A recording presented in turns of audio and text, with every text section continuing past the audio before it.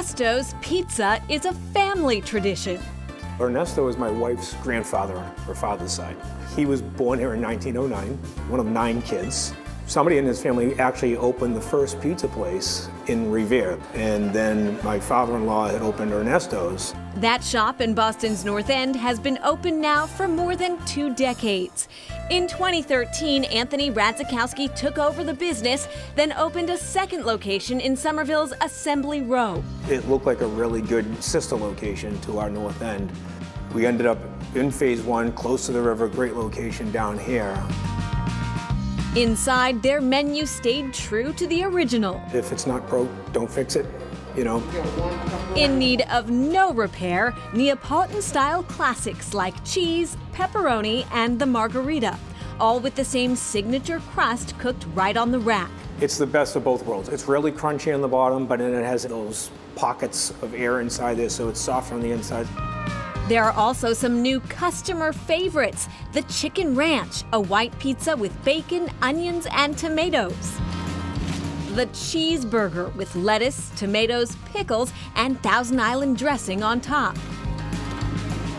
And the garlic marinated shrimp scampi with mozzarella and scallions.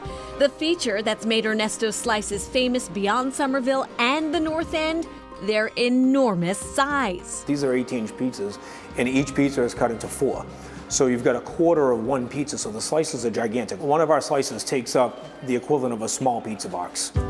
A slightly smaller pie that's exclusive to the Somerville shop is the gluten-free pizza. I found out 12 years ago I have celiac disease, so it's tough finding when you're in the pizza business to find out you're allergic to flour. But Radzikowski took his diagnosis in stride and made it his mission to find the perfect gluten-free crust. I buy the crust off of a gluten-free baker, same situation as me. She was a baker who found out she had celiac disease later and had to convert her entire bakery over.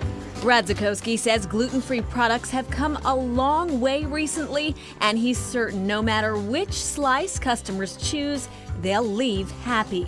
So you can get pretty much any slice and a drink for less than $10 and promise you you're not going to be hungry when you leave.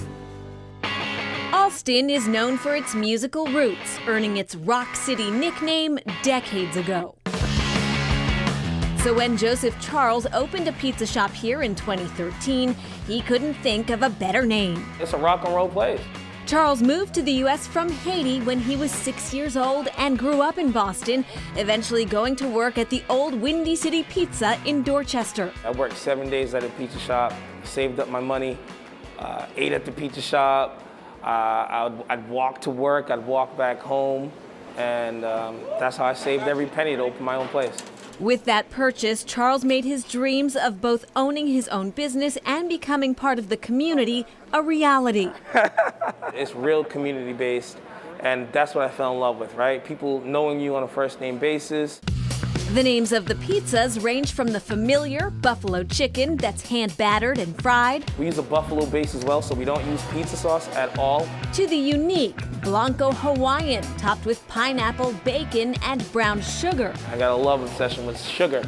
There's also a one-of-a-kind house special, the Rock City, with pepperoni, mushrooms, red onion, olives, and tomato. You got 6 slices for a 20-inch pie. It's a huge slice. But the biggest reason people keep coming back to Rock City isn't listed on the menu. I've made long-time friends here in Rock City. Customers that were customers came to my wedding. See if I still got it? It's the passion for pizza and people Charles found years ago that still fuels him today. I love that community interaction.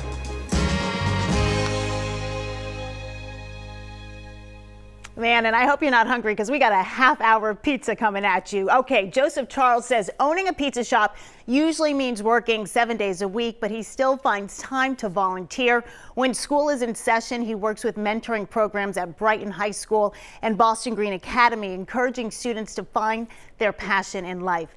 And back to Ernesto's, pizza really is a family affair. Anthony owns another pizza shop in Everett called Nana's Pizza, named after his 96-year-old grandmother. Coming up, things are heating up.